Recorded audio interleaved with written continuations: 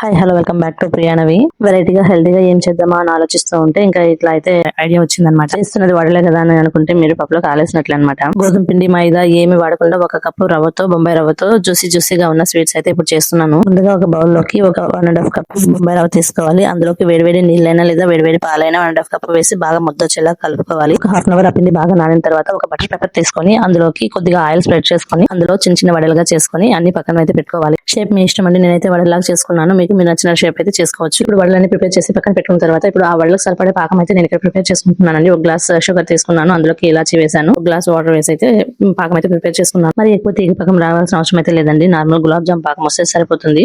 ఇప్పుడు ఈ పాకంలోకి మనం ప్రిపేర్ చేసుకున్న వడలన్నీ వేసుకొని అన్ని బాగా మునిగేలాగా అయితే ఇట్లా స్ప్రెడ్ చేసుకుంటూ ఉన్నాను. ఈ పిండి వంట అయినా వేడివేడిగా ఉన్నప్పుడు ఒక టేస్ట్ ఉంటుంది, వేడి చల్లారిపోయినాక ఒక టేస్ట్ అయితే ఉంటుంది. సరే వేడివేడిగా ఒకసారి సర్వ్ చేసుకుందామని చెప్పి అయితే కప్లోకి వేసుకున్నాను. అందులో మా పాప వచ్చి నాకు అని చెప్పి కావాలని అడిగింది. ఫస్ట్ బిడ్డ వచ్చి అడిగాక ఫస్ట్ బిడ్డ అయితే పెడతాము. సరే ఊది పాపకి అయితే పెట్టాను. తనైతే తినింది. ఆ తర్వాత అయితే నేనైతే టేస్ట్ చేస్తున్నాను.